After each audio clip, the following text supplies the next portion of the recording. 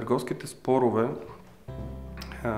следва да бъдат разрешавани бързо. Посредством медиация страните получават относително бързо възможността да постигнат съгласие, сами да вземат правилните решения за техния бизнес и да изградят механизъм, посредством който да ги уважават. Медиацията е много сполучлив начин, по който страните да намерят съвместно решение по своите проблеми, дали преди да се обърнат към съда, дали по време на едно дело, което вече са завели в съда, но във всички случаи способът на медиацията им спестява достатъчно много процесуално време, също така и немалко разходи, защото знаем, че когато се постигне спогодба в процес на медиация, се връщат съдебните такси.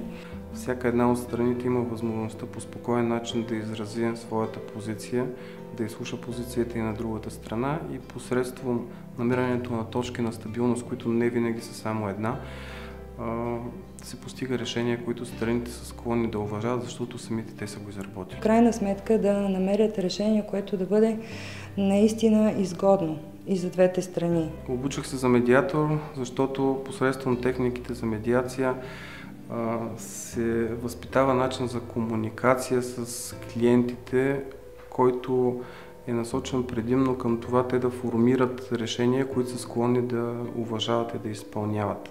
Медиацията и двете страни винаги печелят. Обучих се за медиатор, защото намирам, че това е много интелигентен начин, по който може да се постигне чудесна комуникация и всяка от двете страни да печели от изхода на спогодбата, която се постигне.